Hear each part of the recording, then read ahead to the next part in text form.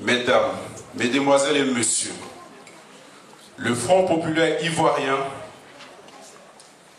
saisit cette occasion qui lui est offerte aujourd'hui pour vous présenter son nouveau-né. Bon. Même si elle a toutes ses dents, c'est quand même notre bébé.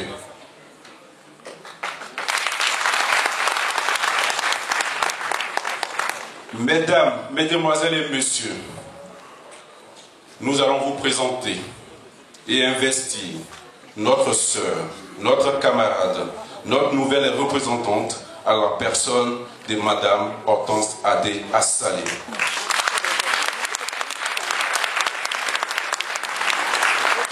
Et en pareille circonstance, la fête se passe en famille, avec des amis. Je remercie donc, au nom du comité d'organisation, la présence de tous les partis politiques et mouvements politiques, les mouvements patriotiques et les associations qui ont répondu à notre invitation. Chers frères et sœurs, nous nous retrouvons aujourd'hui autour d'une institution que le président Laurent Gbagbo a mise à notre disposition en 1990 pour nous permettre de nous battre loyalement sur le plan politique. Il s'agit du FPI. Grâce à cette organisation politique, nous avons eu de l'espoir. Nous nous sommes battus démocratiquement. Et en 2000, nous avons accédé au pouvoir de l'État ivoirien légalement et légitimement. Pour nous faire bénéficier de cet outil formidable de combat à l'étranger, le président Laurent Gbagbo a créé une représentation du FPI en France. Aujourd'hui, il s'agit d'investir dans ses fonctions la responsable de cette représentation en France, Madame Hortense Adé Assalé, que je salue.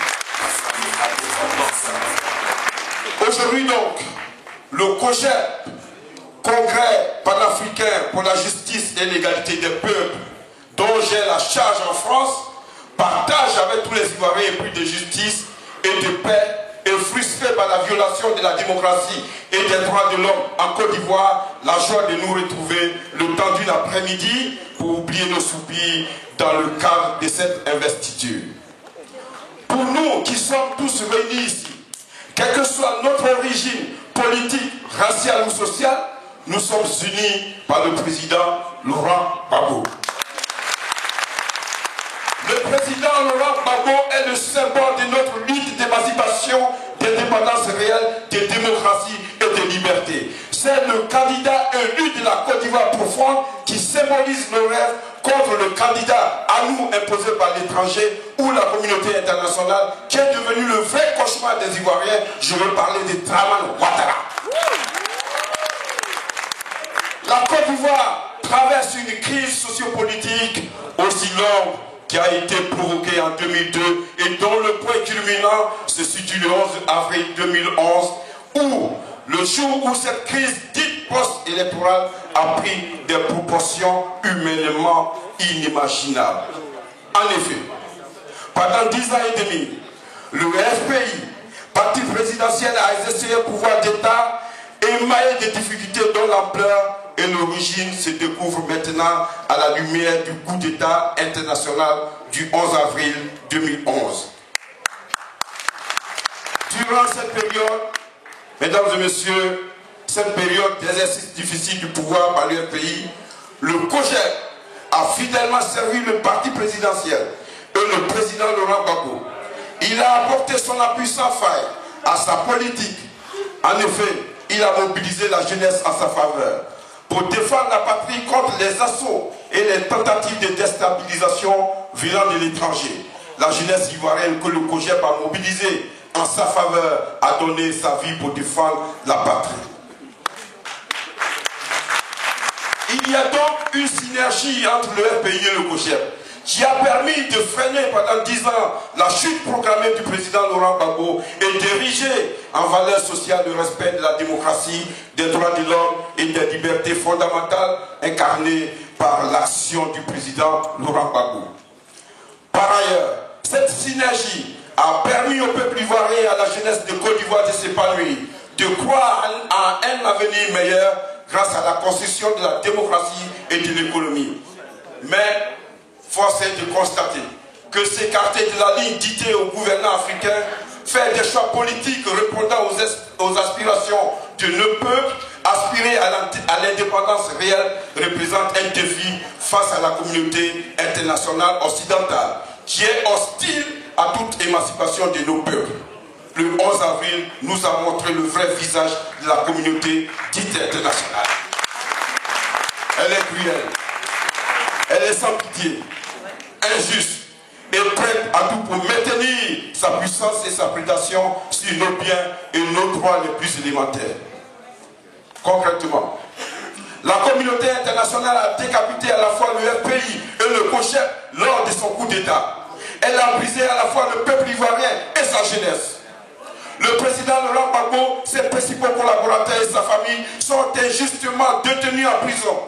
Tout comme Chablé Goudé et ses principaux collaborateurs, dont Martial Yavo, dont le docteur Saraka, le tout dernier, à la suite d'une chasse à l'homme et d'arrestation réalisée manu militari. Une justice expéditive, c'est des vainqueurs, leur est appliquée, renforcée dans des conditions, par des conditions de détention totalement opaques.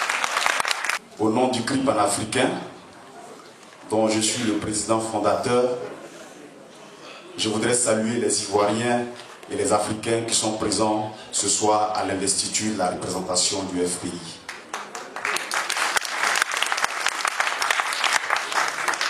Monsieur le secrétaire général, qui est déjà en Gervais, Monsieur Innocent Akoui, Monsieur Lavry, Monsieur Porquet Désiré, Madame Assalé, nous sommes là ce soir pour soutenir la nouvelle représentante du Front populaire ivoirien en France. Depuis le 11 avril 2011, la Côte d'Ivoire a été meurtrie, elle a été traînée dans la boue. La Côte d'Ivoire a été l'objet d'un coup d'État orchestré depuis l'Élysée par Nicolas Sarkozy.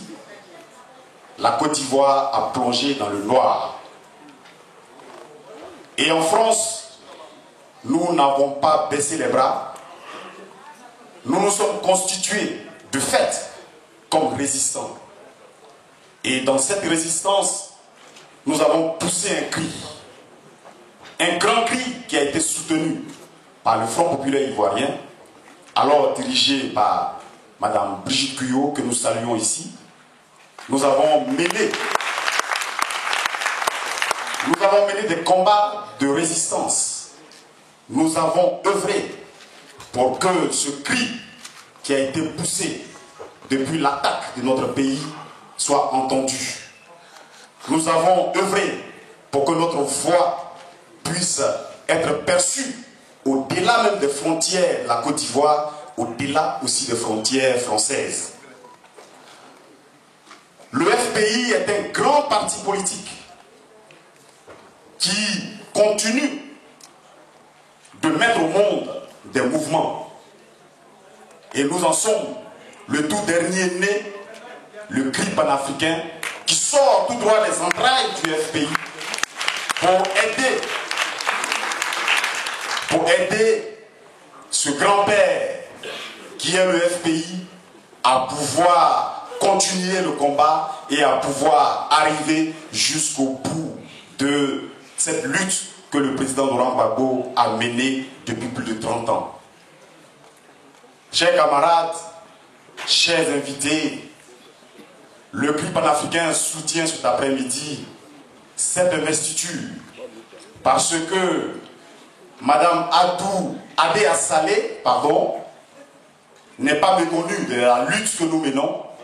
Nous nous souvenons, lorsque le pays a été attaqué, c'était elle, Madame Assalé, qui nous a conduits tout droit à Bruxelles. Je pense que c'était le 8 janvier 2011 pour manifester devant la plus grande institution européenne. Elle a été Elle a été de tous les combats et aujourd'hui, le cri panafricain ne peut pas rester en dehors de cette grande fête de cérémonie d'investiture afin d'apporter aussi sa caution et sa bénédiction pour que le combat que le président Laurent Gbagbo nous a confié depuis sa détention à La Haye, nous puissions ensemble le mener jusqu'à bon port. Nous avons le sentiment que tout est facile aujourd'hui quand nous voyons nos autorités qui sont assises là. Mais avons-nous le souvenir de ce qu'ils ont vécu? Avons-nous le souvenir de la façon dont ils ont été embastillés? Avons-nous le souvenir tout à fait actuel de leurs comptes qui sont gelés, des moyens qui leur sont enlevés par le pouvoir dosocratique de M. Dramane Ouattara pour les empêcher de fonctionner? Eh bien, si nous pensons à cela, il est de notre devoir, au-delà de cette cérémonie, d'apporter notre soutien à la nouvelle représentante, Madame Assalé Hortense. Et ce soutien prendra différentes formes qu'il n'est point besoin d'étayer ici, mais nous voulons dire, bien entendu, notre disponibilité à l'accompagner, nous voulons dire notre disponibilité pour mettre à la disposition du parti tout le réseau aujourd'hui que nous avons pu développer à travers tous les pays européens pour que, à travers ces différents réseaux, l'on puisse, bien entendu, accompagner le parti, l'aider aussi bien en termes de mobilisation qu'en termes de soutien matériel, car cela fait défaut aujourd'hui à cette lutte. Mesdames, Messieurs, le comité de pilotage des actions de la diaspora tient à dire ici solennellement qu'il se met à la disposition du Front populaire ivoirien de façon à ce que ce grand fleuve qu'est le Front populaire puisse recueillir les petits ruisseaux que nous sommes afin de constituer la vague qui va déferler sur la Côte d'Ivoire et libérer celle-ci du régime satanique qui maintient la population sous un joug ethno-tribal inacceptable. Au moment où je termine, je voudrais que nous ayons une pensée pour tous nos camarades emprisonnés, pour tous ceux qui sont en exil, qui souffrent. Et je voudrais également adresser un salut fraternel à tous mes camarades de la lutte. Il est vrai que quelques interrogations peuvent surgir. Il est vrai que des incompréhensions peuvent naître entre nous, mais nous avons le devoir de les dépasser. Je voudrais donc saluer toute la résistance de France qui est aujourd'hui le fer de lance de la lutte pour la libération. Et je salue, bien entendu, au moment où Mme Assalé va prendre le flambeau, celle qui l'a précédée, qui était donc la précédente représentante, notre camarade Brigitte Puyot. Je voudrais ici solennellement inviter celle-ci et son équipe à faire comme nous tous, et je n'en doute pas, à se mettre autour de la nouvelle équipe afin de forger la réussite de ce combat. Je vous salue. La PSP s'est engagée de défendre la liberté et l'égalité entre les hommes et les peuples, veiller au respect scrupuleux de la démocratie et la souveraineté des peuples d'Afrique et du monde, promouvoir la culture démocratique et la bonne gouvernance, promouvoir le développement et la culture, promouvoir la solidarité. C'est donc un mouvement de lutte pour la souveraineté des États, pour la liberté et la défense des valeurs républicaines. C'est pourquoi nous nous battrons inlassablement pour le respect scrupuleux des constitutions des États et des institutions qui en découlent. Conscient que depuis avril 2011, la France, puissance colonisatrice, a instauré un pouvoir despotique en Côte d'Ivoire, déniant ainsi au peuple ivoirien son droit inaliénable qu'est le droit politique, en l'occurrence celui de choisir librement ses gouvernants, réduisant du coup le citoyen ivoirien à une bête de somme, c'est-à-dire sans pouvoir décisionnel. Vu que le FPI a toujours milité pour l'instauration de la démocratie, d'une justice impartiale et non pour une justice de vainqueur. Il a toujours basé sa politique sur l'instauration du multipartisme, d'un état de droit et l'exercice du pouvoir souverainiste, contrairement au pouvoir impérial fondé sur la force que nous subissons aujourd'hui en Côte d'Ivoire. Considérant que le FPI, pour son ascension à la magistrature suprême, a su fédérer toutes les forces vives, toutes les intelligences, faisant de lui un grand parti. Oui, le FPI est un grand parti qui, dans son histoire, a pu affronter les épreuves et relever les défis qui se présentaient à lui.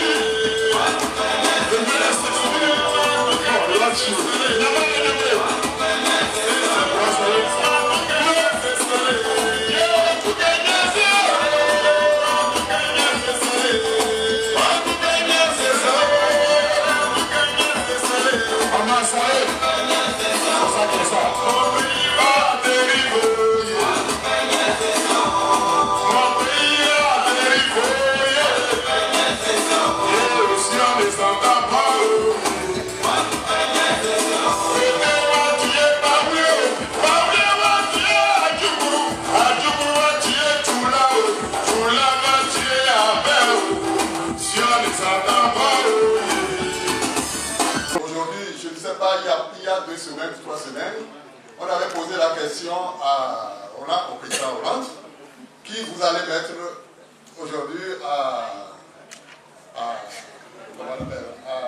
au Mali comme président. Et il a dit le temps qu'on ne fait plus ça. Et c'est fini. C'est fini après le 11 avril, ouais. Non, c'est pour ce témoignage explique, je ne sais pas si les Africains ont saisi l'alliance. C'est tout simplement pour vous dire que depuis longtemps, nos chefs d'État n'étaient que des préfets.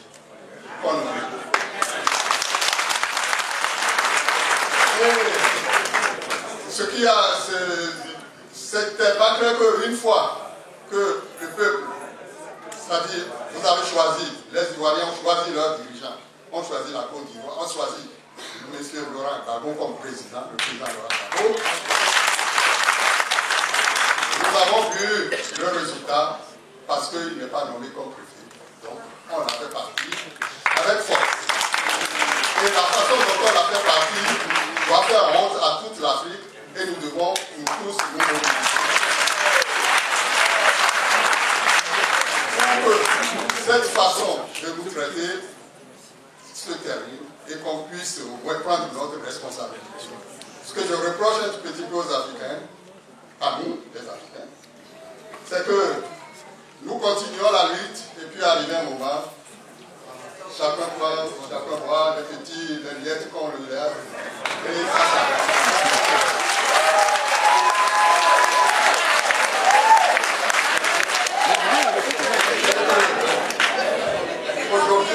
Aujourd'hui, notre respect viendra de notre détermination.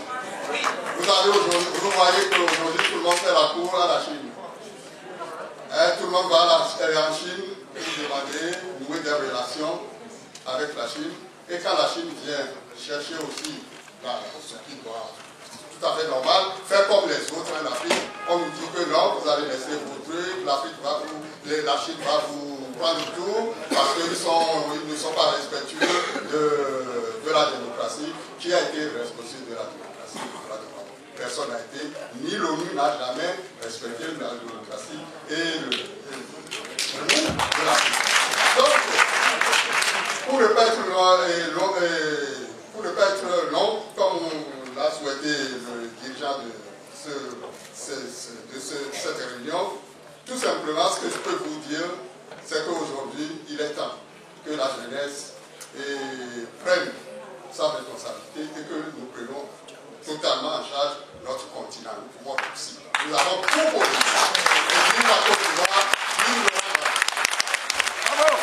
Merci beaucoup. Chers camarades, chers amis, mesdames, messieurs, vous me permettrez d'abord de dire un mot personnel. Quand j'entends représentant en France du FPI, j'ai une pensée émue, solidaire et amicale avec le premier représentant du FPI que j'ai connu en France, qui s'appelle Narcisse Cuyot. Comme vous le savez, et avec d'autres, emprisonnés de façon illégale, arbitraire, et on peut rajouter tous les qualificatifs que l'on veut. Donc voilà, c'était la première chose que je voulais vous dire. La deuxième, Madame la nouvelle déléguée, c'est que vous allez avoir beaucoup de travail. Pour au moins deux secteurs. D'abord, toute la question de la lutte contre les viols, les assassinats, les enlèvements qui se passent en Côte d'Ivoire, notamment dans l'Ouest, la libération des prisonniers, toutes ces batailles, pour les mener solidairement, il faut rassembler, et je ne veux pas me mêler des affaires des Ivoiriens, mais je crois qu'il y a encore de gros efforts à faire pour rassembler l'ensemble de la communauté, parce que la solidarité des organisations françaises est d'autant plus facile à avoir que les Ivoiriens sont eux-mêmes rassemblés. Jean-Luc Mélenchon, à chaque fois qu'il le peut, qu'on lui en donne l'occasion, intervient, notamment en demandant la libération de Michel Gbagbo, qui, je dirais, a une différence avec les autres prisonniers politiques, c'est que lui, il est français. Et que donc nous pouvons interpeller le président de la République française sur le fait, mais que faites-vous pour défendre vos citoyens?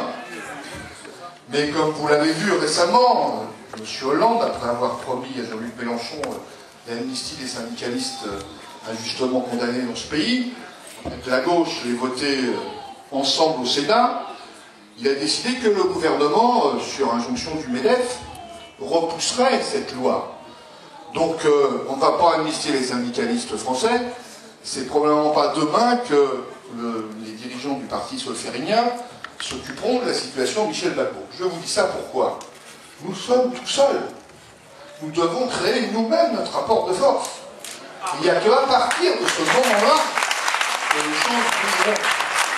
D'ailleurs, pour les Franco-Ivoiriens, et même pour les Ivoiriens, je vous invite à venir avec des balais manifester avec nous le 5 mai pour donner un bon coup de balai dans tout ça et que tous ces gens s'en aillent et au moins, fassent ce qu'ils s'étaient engagés à faire. C'est quand même pas grand-chose. On ne lui demandait pas d'être révolutionnaire quand nous avons voté au deuxième tour pour M. Hollande. On lui demandait juste d'appliquer ce pourquoi il s'était engagé. Et pour en revenir à l'Afrique, je crois qu'il avait dit que la France-Afrique était finie. Mais d'autres l'avaient dit avant lui. Mais la réalité d'aujourd'hui, il y a eu des élections à Djibouti récemment. Là, c'est tout frais, Djibouti. Djibouti, on ne peut pas dire que l'influence française est négligeable. Les élections ont été truquées. Le président sortant a été réélu alors qu'il a été battu. Tout le monde le sait. L'intervention française au Mali, quoi qu'on en pense, a abouti à conforter toutes les dictatures de la région. Monsieur Déby, monsieur Biya, monsieur le Burkinabé Compaoré, tous ont été confortés dans cette affaire. Et effectivement, l'intervenant précédent le disait, c'est une clownerie d'espérer avoir des élections démocratiques au Mali avant le mois de juillet. Et donc, il faudrait savoir, on va nous dire qui doit être élu. Donc voilà, la première chose à faire, et on peut le faire, on peut nous contribuer en tant qu'organisation française à soutenir les mobilisations qui se fassent sur les questions du droit de l'homme, de respect des droits, de libération des prisonniers. Et l'autre question qui nous est posée collectivement à la gauche, je parle de la gauche, je ne parle pas des solfériniens, c'est comment on construit ensemble un projet d'avenir. Parce que vous le savez, hein, moi je ne suis pas un diplomate, donc je dis les choses des fois brutalement. Le bilan du président Gbagbo est contesté au sein de la gauche française. Vous le savez. Donc il faut qu'on dépasse ensemble cette étape. Pour la dépasser ensemble, ça veut dire qu'on est capable. Nous, on a un projet qui s'appelle Demain d'abord, qui propose un certain nombre de choses, notamment il y a un document sur les relations franco-africaines. Vous devez avoir des projets par rapport à la construction de l'avenir de votre propre pays et de votre propre continent. C'est de ça dont il faut qu'on rediscute ensemble pour recréer les solidarités dans la lutte et dans l'action entre la gauche française, la gauche africaine et notamment la gauche ivoirienne. Donc vous voyez, Madame la nouvelle déléguée, vous avez beaucoup de travail. Nous sommes prêts à le faire avec vous, pour la part qui nous concerne, c'est-à-dire nous, on ne va pas faire le changement en Côte d'Ivoire à votre place, je vous le dis. Nous, on est français, on s'occupe de la France. Mais il y a un grand nombre de sujets communs. L'accaparement des terres, les biens mal acquis, la rappropriation des ressources du sous-sol, les services publics, le fait que vous repreniez en main la gestion de vos ports, enfin bon, etc., etc. Je ne vais pas vous dresser tout le catalogue, ce serait trop long, et puis je vais m'arrêter là parce qu'il faut respecter les règles des 5 minutes devenues 3, et comme je ne sais pas depuis combien de temps je parle, mais ça doit déjà être trop long. Donc voilà, je suis content d'être avec vous, et j'espère qu'on aura l'occasion de travailler ensemble. Merci beaucoup, monsieur Pinel, pour votre contribution à cette grande manifestation d'investiture. Merci beaucoup. Je commence mon hommage par Mme Brigitte Fillot, militante du FPI, qui n'est pas là ce jour, mais à qui je voudrais rendre cet hommage. Parce que la cérémonie qui nous réunit ici, pour ma part, est la preuve que le bureau de Mme Brigitte Fillot a réussi. Parce que pour ceux qui ne savent pas, ou ceux qui l'ont su un peu tard, Mme Adé Assalé est bel et bien membre du bureau de Mme Brigitte Fillot. Alors, son institut ici est la preuve que ce n'est pas certainement un éventuel échec qui a pourvu à la décision de nomination de Mme Assalé, mais c'est certainement un besoin de renouvellement que l'actualité justifiait. Donc, félicitations à Mme Fillot pour son travail en 10 ans. Je vais aussi rendre hommage au FPI, parce que aujourd'hui le FPI conduit l'opposition ivoirienne. Et nous, membres de l'UNG, nous sommes fiers d'avoir le FPI comme allié. Parce que aujourd'hui le jeu politique ivoirien est embrigadé par le pouvoir de M. Ouattara, et nous savons tous que c'est dans des conditions terribles, dans des conditions où en Côte d'Ivoire on ne peut pas parler, s'exprimer librement, que le FPI a pris en main l'opposition actuelle. Et le FPI a conduit le dialogue avec le pouvoir de M. Ouattara jusqu'à ce que ce pouvoir-là fût lui-même lui-même la table de négociation. Parce que au moment même où le FPI négociait les conditions d'une élection, enfin des élections transparentes et justes, c'est ce moment-là que le Premier ministre de M. Ouattara a choisi pour annoncer la date des élections auxquelles ils sont adhérés depuis lors. Et nous sommes fiers parce que le FPI a réussi à conduire donc le pouvoir de M. Ouattara à fuir les négociations. Deuxième fierté. Le dimanche 21 avril dernier, nous avons vu la mascarade électorale à laquelle le pouvoir de M. Ouattara a participé. Et le FPI a appelé les Ivoiriens à ce boycott républicain. Et ce sont les chaînes de télévision et de radio internationales qui ont annoncé elles-mêmes le taux de participation qui hésitait entre les 13 et les 15%. Alors, pour nous, c'est la preuve qu'en Côte d'Ivoire, M. Ouattara et sa clique de suivants n'ont jamais été populaires, n'ont jamais été majoritaires. Et contrairement à ce qu'on pourrait penser, les 85% d'Ivoiriens qui sont restés à la maison, on pourrait croire que ce jour-là, ils n'ont pas voté, mes chers amis. Comprenez que les Ivoiriens, ces 85% ont voté chez eux. Ils ont voté pour la liberté et pour la paix en Côte d'Ivoire.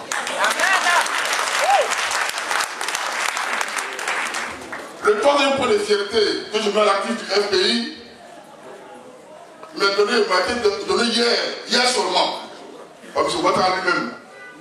Parce que, de mémoire des citoyens ivoiriens, même des citoyens du monde, je n'ai jamais vu un chef d'État qui fait son bilan en mi-parcours de son mandat. Il m'a vu ça. Et il fait le bilan et il reprend lui-même qui avait échoué. Mais Alassane Ouattara est un menteur.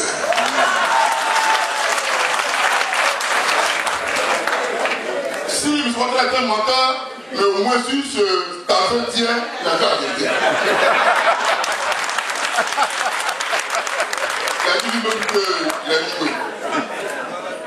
Donc c'est ce FPI-là qui nous conduit, dont je suis fier, et au nom de la délégation de France, je voudrais transmettre ici au FPI la fierté de l'UNG à marcher aux côtés du FPI.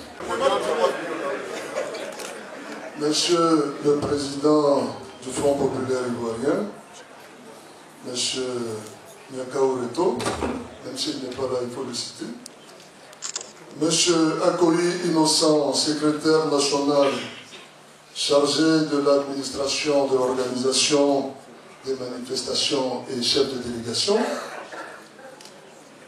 camarade Monsieur Jean-François Tchaïdé, secrétaire national chargé des finances et du patrimoine du parti. Je ne sais pas si on en a encore en ce moment. Camarade Nicolas Lavré-Nguessan, secrétaire national chargé de la coordination administrative, chef de cabinet du secrétaire général du parti, doyen Porquet, conseiller du président, président du comité d'organisation, honorables invités. Je suis très heureux d'être à cette tribune et je vous remercie d'avoir fait ça compte.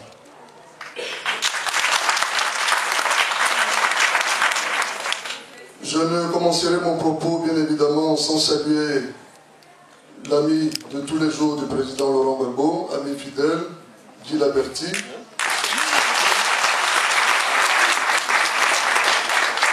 Je ne commettrai pas aussi le péché d'oublier le professeur Albert Bourgi.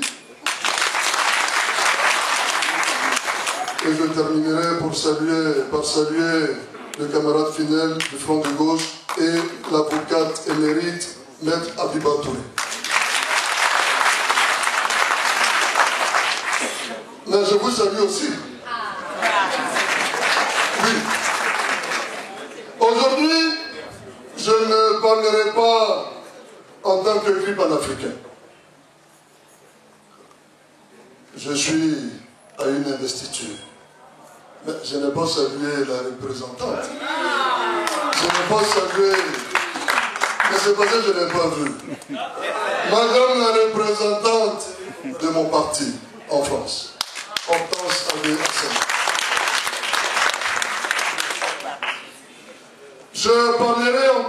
militants du Front populaire ivoirien.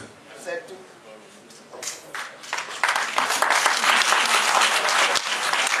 Et je salue tous les membres du bureau du CRI panafricain qui sont eux-mêmes membres du Front populaire ivoirien.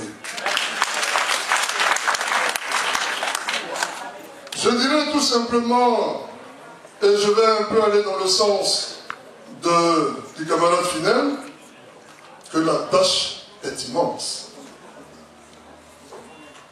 C'est un savant africain qui disait que l'Afrique est un peu comme un homme unijambiste et que son deuxième membre, c'est la diaspora. Et nous avons la chance que la diaspora ivoirienne est constituée majoritairement des membres du Front populaire ivoirien. C'est une chance. Une autre chance, c'est que les autres mouvements, les autres partis politiques qui sont créés et qui vivent sortent du Front populaire ivoirien et soutiennent donc l'action du Front populaire ivoirien. Quand nous avons une telle chance, le travail doit normalement être facilité. C'est donc le moment de commencer le travail. Nous ne sommes pas un parti politique.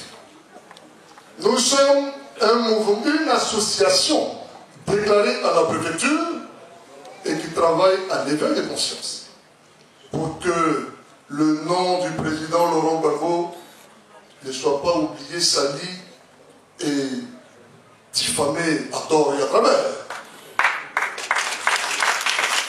Mais lorsque on nous parle aujourd'hui d'investiture, nous fouillons dans notre garde-robe et nous cherchons les petits nœuds papillons parce que c'est une fête. C'est une fête qui est de courte durée, mais qui après laisse entrevoir les réalités du travail qui reste à accomplir. Je voulais ici appeler tous les résistants, tous les patriotes, mais également toutes et tous, à s'unir derrière le Front populaire ivoirien.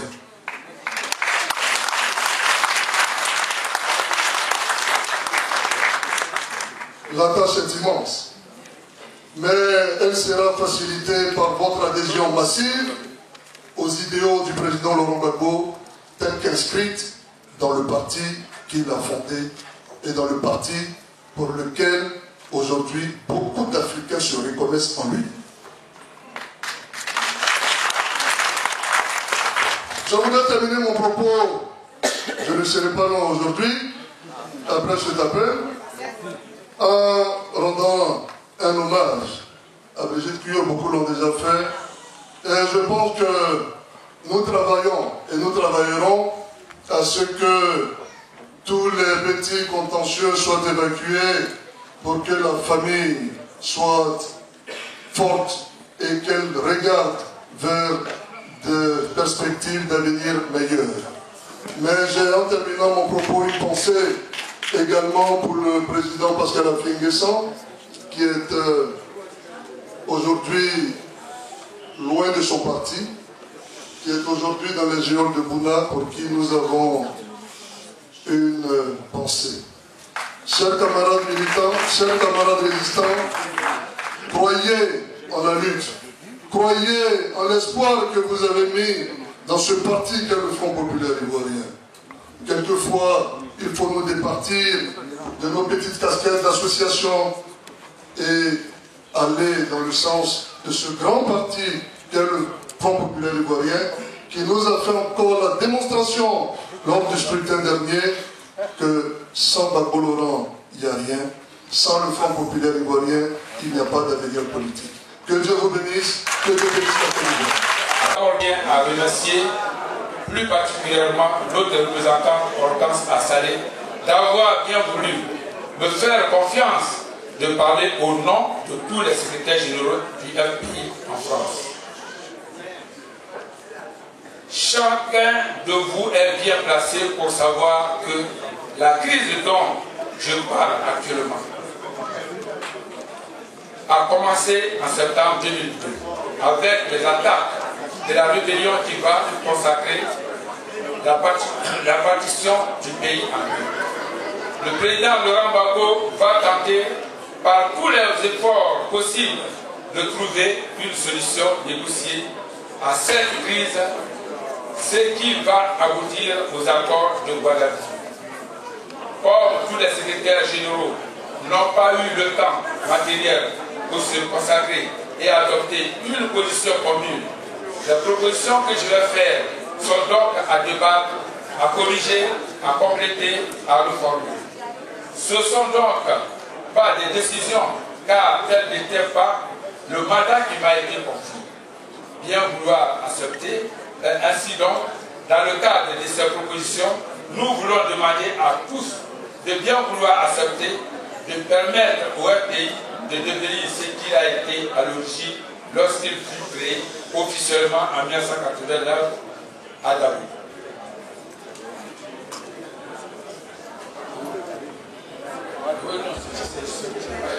Soyez bref, s'il vous plaît. On a passé le temps. Merci.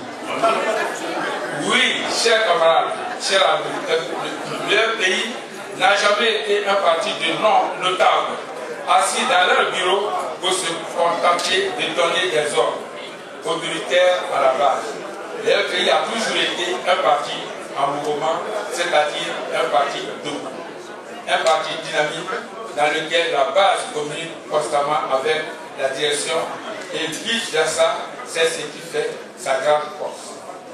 Vive le pays, vive la Côte d'Ivoire, que Dieu bénisse notre cher pays. Je vous remercie.